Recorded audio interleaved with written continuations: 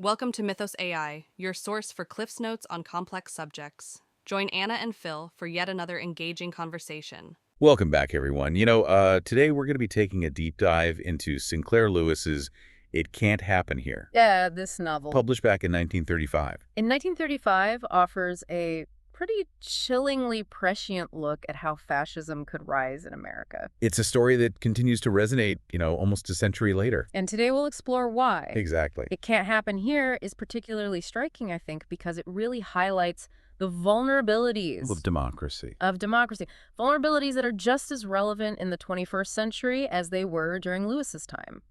Let's start by examining the novel's central figure, Buzz Windrip, and his ascent to the presidency. So Windrip, he is a charismatic politician. He runs on a populist platform, and this really echoes the rhetoric of certain political figures we see today. Yeah? He really leverages economic anxieties and social divisions to gain support, presenting himself as a champion of the common person while masking his underlying thirst for power. His tactics seem to mirror those employed by, populist leaders throughout history. Yeah. Could you elaborate on how populism as a political strategy has manifested in the past and how it connects to contemporary events? Sure. Populism often emerges during periods of widespread discontent, Right. particularly economic hardship or social upheaval. Right? Populist leaders typically position themselves as outsiders. They're railing against the establishment and appealing to the frustrations of those who feel ignored or marginalized by the existing power structures. And they often employ emotionally charged rhetoric, Yes, they simplify complex issues. offering simplistic solutions. Right, that resonate with people's anxieties and desires for change. Think about historical examples like Huey Long. In the 1930s. In the 1930s or George Wallace in the 1960s, both capitalized on economic grievances and racial tensions. They galvanized support by promising to restore a bygone era of prosperity and social order. And their rhetoric often demonized specific groups, scapegoating them for societal problems.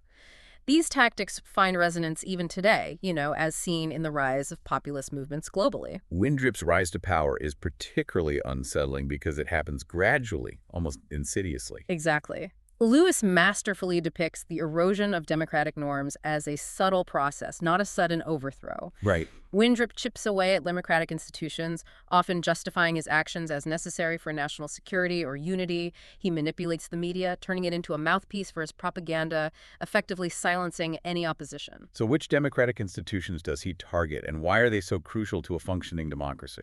Well, he starts by undermining the freedom of the press. A free press, as we all know, is vital for holding those in power accountable and informing the public. Exactly. And without a free press, dissent is easily quashed. And propaganda thrives. That's right. He then weakens the judiciary, stacking the courts with loyalists who will uphold his policies regardless of their constitutionality. Wow. He also dismantles checks and balances, concentrating power in the executive branch and effectively neutering the legislature. All these moves cripple the democratic system from within.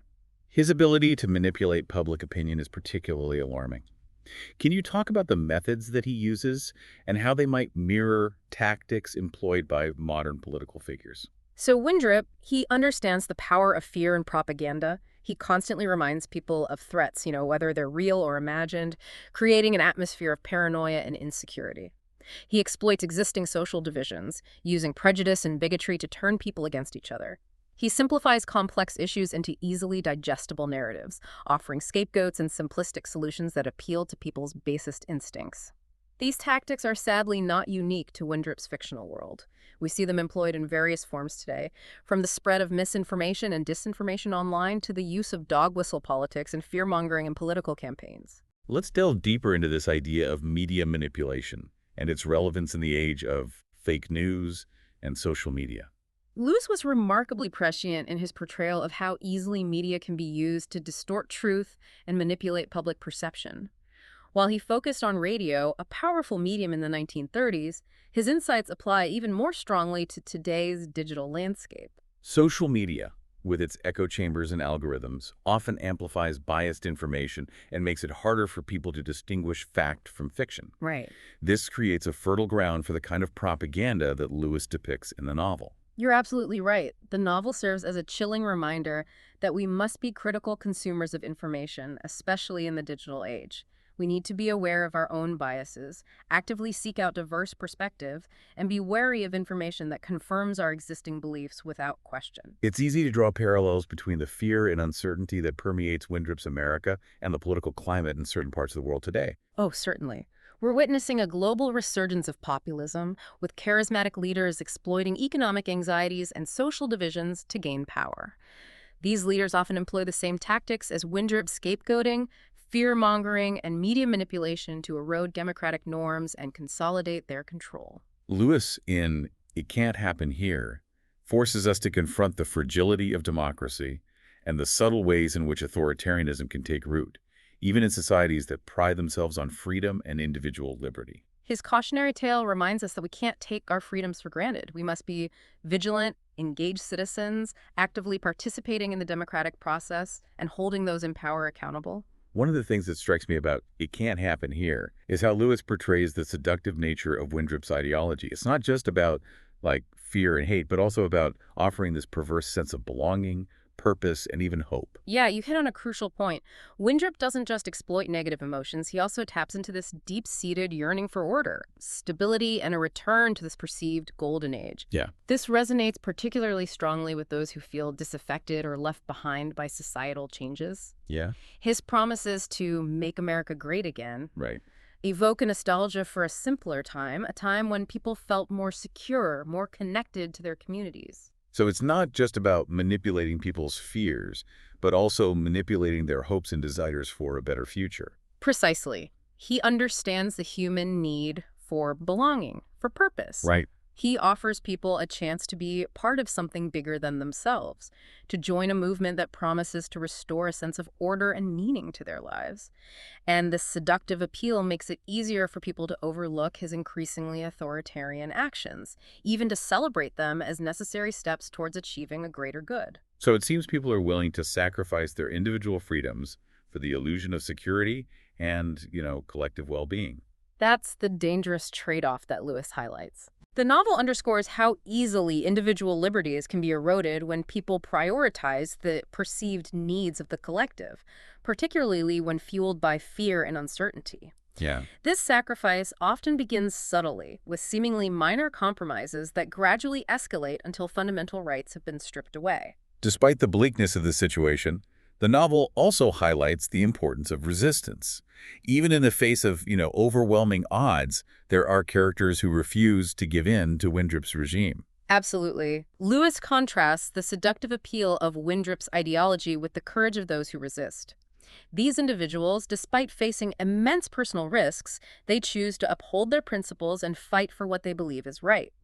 They represent this enduring human spirit and its capacity to resist oppression even when hope seems lost. Doremus Jessup, for instance, undergoes a significant transformation. He initially supports Windrip, but gradually becomes disillusioned, ultimately joining the resistance. Yeah, Jessup, he embodies the moral struggle at the heart of the novel. His journey from complacency to active resistance reflects the difficult choices individuals face when confronted with the rise of tyranny. Yeah. His willingness to risk his own safety to fight for democratic ideals speaks to the power of individual conscience and the importance of staying true to one's principles, even in the face of danger. And Jessup isn't alone in his resistance. There are others, like Francis Tasbro, who fight back in their own ways, using their unique skills and resources to undermine the regime. Yeah, these diverse forms of resistance highlight an important point. There's no single blueprint for fighting tyranny. Right. Resistance can manifest in various ways, from armed rebellion to acts of sabotage to simply refusing to comply with unjust laws. Right. Each act of defiance, however small, chips away at the regime's authority and contributes to the larger struggle for freedom. So Lewis seems to suggest that even seemingly insignificant acts of defiance can have this cumulative effect, inspiring others and weakening the grip of oppression. That's a powerful message. It reminds us that resistance doesn't always require grand gestures or heroic sacrifices. Sometimes the most effective resistance comes from simply refusing to be complicit in injustice, from speaking out against wrongdoing, from supporting those who are being persecuted. It's a reminder that we all have a role to play in safeguarding democracy and resisting tyranny, and that our actions, however small, can make a difference. Precisely. The fight for freedom is not just the responsibility of a select few. It requires the collective efforts of all those who value liberty and justice. Every act of resistance, every voice raised against oppression contributes to the larger struggle. Lewis doesn't offer easy answers or a guaranteed victory for the resistance. Instead, he grapples with the complexities of opposing tyranny, highlighting the difficult choices and potential sacrifices involved. And he doesn't shy away from depicting the brutal realities of living under an oppressive regime. Right. The novel is particularly unsettling in its portrayal of the normalization of violence and cruelty under Windrip's rule. What starts as isolated incidents of intimidation and harassment gradually escalates into widespread brutality and state-sanctioned terror. It's chilling how Lewis illustrates the gradual desensitization of the populace to violence and suffering. People become complicit, either through active participation or passive acceptance, as the regime tightens its grip. This normalization of cruelty is a hallmark of authoritarian regimes. They exploit fear and propaganda to distort people's perceptions of reality, convincing them that violence is necessary for the sake of security or national unity. This manipulation of public opinion can be incredibly effective, especially when coupled with the suppression of dissenting voices. Lewis shows how the regime systematically undermines trust, turning neighbors against each other, fostering suspicion and paranoia. This atomization of society further weakens any potential for collective resistance. Exactly. Windrip's regime understands that a divided populace is easier to control. They exploit existing social divisions, preying on prejudice and bigotry to turn people against each other. This strategy prevents the formation of solidarity and makes it easier to silence dissent by labeling any opposition as treasonous or subversive. So it's a stark reminder of how fragile social cohesion can be and how easily it can be exploited by those seeking to consolidate power. Lewis's insights into the mechanisms of social control and manipulation are particularly relevant today as we witness the rise of divisive rhetoric and the spread of misinformation online. Right. The novel serves as a cautionary tale, urging us to be vigilant against attempts to erode trust and sow discord within our communities. It highlights the importance of critical thinking, media literacy, and actively fostering empathy and understanding across ideological divides. We must resist the temptation to demonize those who hold different views and instead engage in respectful dialogue, seeking common ground and working together to address the challenges we face as a society. And Lewis doesn't just explore the political and social dimensions of tyranny. He also delves into its profound psychological impact on individuals. Yeah, the novel vividly captures the pervasive fear and paranoia that grip those living under Windrip's regime. People become afraid to express their true thoughts and feelings, constantly wary of surveillance and potential informants. Yeah. This fear seeps into every aspect of their lives, poisoning relationships, eroding trust, and creating a suffocating atmosphere of anxiety and dread. This sense of isolation and atomization is a deliberate strategy employed by the regime to prevent the formation of any meaningful opposition. Exactly. By isolating individuals and fostering a climate of fear, the regime effectively silences dissent and strengthens its grip on power. This highlights the importance of maintaining social connections and fostering a sense of community, particularly during times of political turmoil. Yeah. These bonds of trust and solidarity can provide crucial support and act as a bulwark against the insidious effects of fear and isolation. So the novel's exploration of the psychological effects of living under an oppressive regime is both disturbing and insightful. It reminds us that the true cost of tyranny extends far beyond the loss of political freedom, deeply impacting the mental and emotional well-being of individuals and communities. It underscores the vital importance of safeguarding not only our political institutions, but also the very fabric of our society, the shared values, the trust, the sense of community that make a free and flourishing life possible. Another crucial theme in It Can't Happen Here is the role of economic inequality in creating fertile ground for authoritarianism. Lewis shows how Windrip exploits the economic anxieties of the Depression era to gain power. This is a point that resonates deeply with our current reality. Yeah. Windrip targets those who are struggling economically, who feel left behind by the system, promising them jobs, prosperity, and a restoration of their lost status. He appeals to their resentment and frustration, skillfully directing their anger towards scapegoats like immigrants, minorities, and the political establishment. So he's not just exploiting existing economic anxieties, but also actively manipulating them to create further division and consolidate his power. Precisely. He understands that economic hardship can make people more susceptible to extremist ideologies and promises of radical change. He capitalizes on their desperation, offering simplistic solutions that pit different groups against each other, effectively preventing any unified opposition to his agenda. It seems economic inequality not only creates conditions for social unrest, but also undermines the very foundations of democracy by making people more vulnerable to the allure of authoritarian leaders. You've hit on a crucial insight. Lewis suggests that a society marked by extreme economic disparities is inherently unstable and vulnerable to exploitation by demagogues who prey on the fears and resentments of those struggling to make ends meet. Addressing economic inequality then becomes not just a matter of social justice, but also a crucial component of safeguarding democratic values and institutions. You're absolutely right. A society where a significant portion of the population feels economically marginalized and politically voiceless is a society ripe for the kind of populist, authoritarian takeover that Lewis depicts in It Can't Happen Here. Creating a more equitable and just society where everyone has a fair chance to thrive is essential to strengthening the resilience of our democracy against such threats. Lewis's exploration of the interplay between economic inequality and political instability feels remarkably prescient, given the rising levels of inequality we're witnessing globally today. It's a sobering reminder that economic justice and democratic resilience are inextricably linked. Indeed. The novel serves as a powerful call to action, urging us to address the root causes of economic disparities and work towards creating a more equitable society. Failure to do so not only perpetuates injustice, but also weakens the very foundations of our democracy, making us more vulnerable to the siren song of authoritarianism. It Can't Happen Here feels particularly relevant in our current digital age, especially with the rise of social media and its impact on political discourse. Yeah. It's almost eerie how Lewis, writing in the 1930s, foreshadows the challenges we face today with misinformation and online manipulation. Yeah. Lewis couldn't have anticipated the internet or social media, of course, but his portrayal of how Windrip uses radio to control the narrative, Right. demonize opponents, and spread propaganda is strikingly similar to how some political figures utilize social media today. Yeah, it's all about controlling the flow of information, shaping public perception and social media.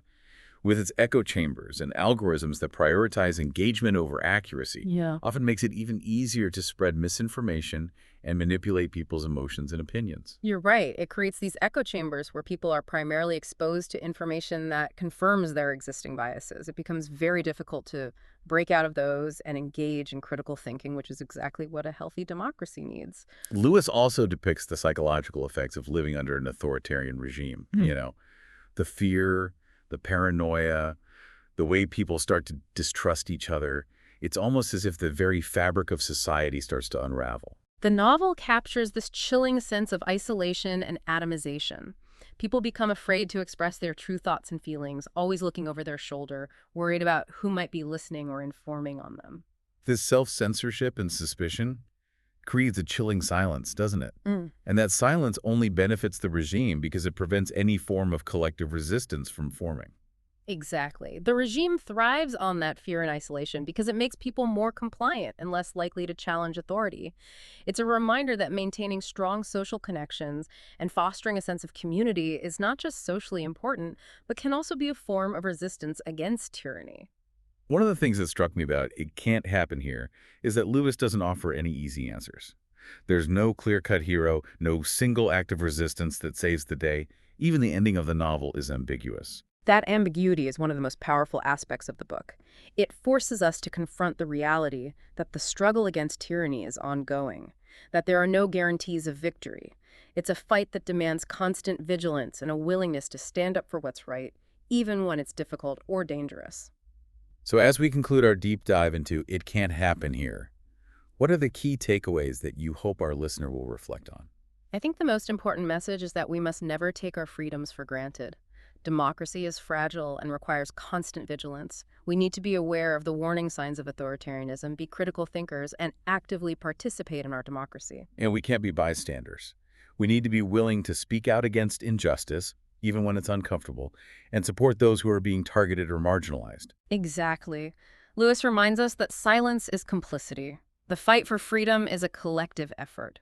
It's a fight that requires courage, resilience, and a commitment to the principles of justice and equality.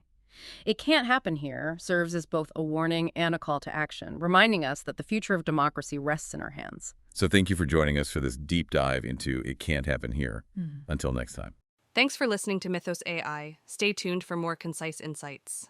And remember to hit the like button and subscribe for future episodes.